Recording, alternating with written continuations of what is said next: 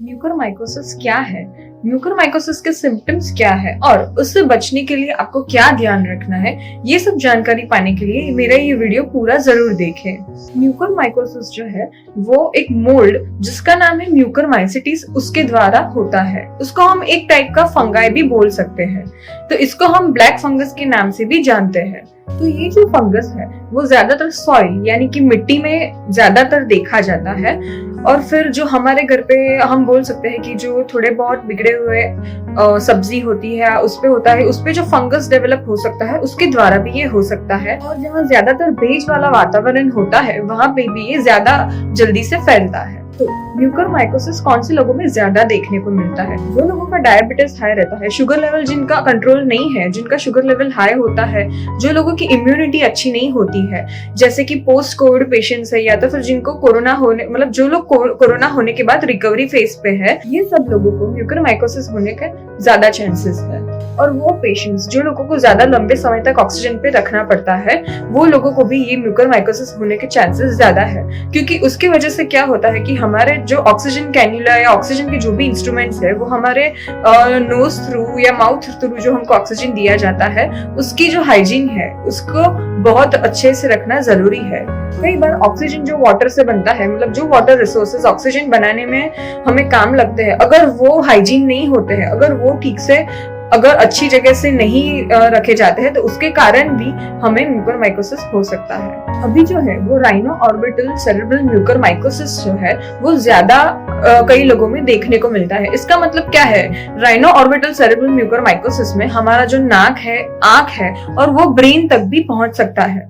इसमें जो है वो आपको अपनी आंखों पे सूजन या अपने नोज पे सूजन हो सकती है, या फिर हमारे चीक्स पे सूजन देख सकते हो आप लोग, और आपको सरदर्द होने के भी चांसेस है। कई बार जो है वो आपको आंख में धुंधला सा दिखने लगता है, एक साइड फेस पे पेन हो सकता है, या तो फिर फेस के सेंसेशंस जो है वो कम हो सकते हैं, आपकी आंख जो है वो लाल हो सकती है, सूजन हो सकती है इसमें। तो ये सभी जो सिम्टम्स है वो हमको ये टाइप के म्यूकरमाइकोसिस में देखने को मिल सकते हैं। तो दूसरा जो म्यूकरमाइकोसिस है उसको हम पल्मोनरी म्यूकरमाइकोसिस बोलते हैं। तो इसमें जो क्या है कि ये जो फंगस है वो हमारे फेफड़े तक फैल चुका होता है।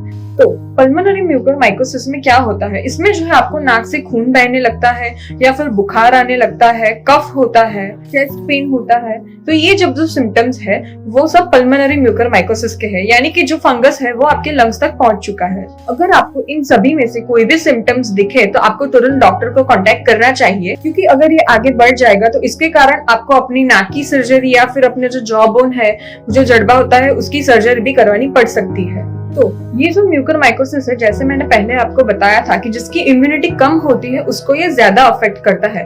हम सब ये म्यूकरमाइकोसिस के कांटेक्ट में आ सकते हैं। ऐसा नहीं है कि हम में से सभी लोग जो ये फंगस के कांटेक्ट में आएंगे वो सभी को ये तकलीफ होती है। ये तकलीफ सिर्फ उन लोगों को होती है जिनकी इम्यूनिटी बहुत कम होती है। तो अगर ये कोई भी नॉर्मल इंसान भी ये फंगस के कांटेक्ट में आता है तो जरूरी नहीं है कि उसको ये सब प्रॉब्लम हो सकती है।